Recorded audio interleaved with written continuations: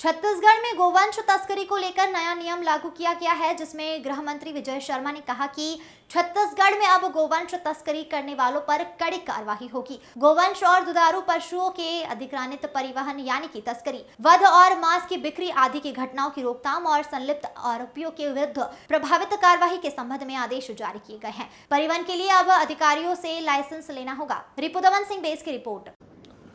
प्रदेश में विशेष रूप से गौवंश के अवैध परिवहन या जिस तरीके से घटनाएं देखते आए हैं, उन सारे घटनाओं के लिए विशेष प्रावधान अभी किस तरीके से प्रक्रियाओं को आगे बढ़ाया जाएगा, इन प्रक्रियाओं का निर्धारण करके विभिन्न अधिनियमों के अंतर्गत प्रक्रियाओं का निर्धारण करके बात आगे आई है। तो मैं इसमें विशेष रूप से कहना चाहता हूं कि अब इसमें 7 साल की सज़ा और 50,000 रुपये तक का जुर्माना ये निर्धारित हुआ है। जो दूसरा ये है कि बर्डन ऑफ प्रूफ ये अभियुक्त के ऊपर होगा।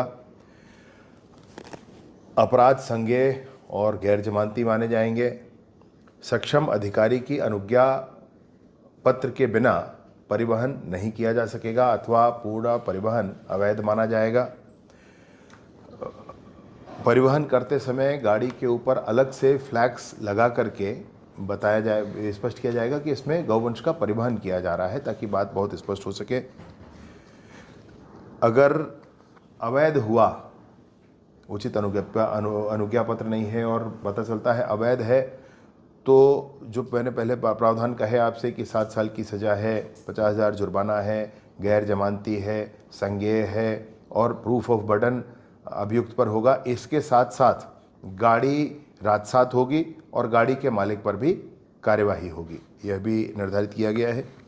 साथ ही साथ इस तरह से काम करने वालों ने जो संपत्ति इस विषय को लेकर के अर्जित की है, वो संपत्ति कुर्क की जाएगी। इस पूरे अभियान को, इस पूरी प्रक्रिया को सुनिश्चित करने के लिए, इस पूरी प्रक्रिया नीचे तक उतरे, इसके लिए जिला स्तर पर राजपत्रित अधिकारी ये निर्धारित किए जाएंगे।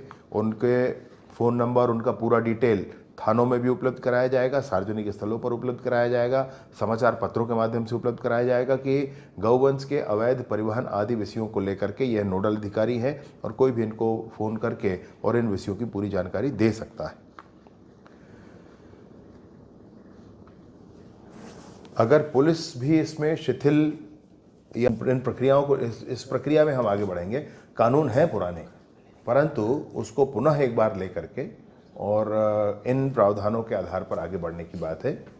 कुछ में संशोधन के भी प्रस्ताव हैं, जैसे हम आगे बढ़ के इसमें एक और करेंगे कि समय का संशोधन होगा। सुबह इतने बजे से शाम 6 बजे तक ही इसमें परिवहन किया जा सकेगा। इसमें संशोधन की प्रक्रिया भी चल रही है, वो विषय भी आपके सामने जल्दी ही आ जाएगा। संशोधन सदन के जरिए?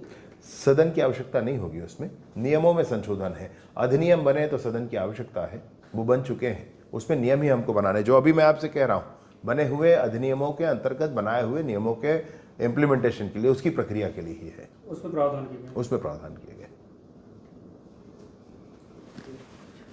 कुछ और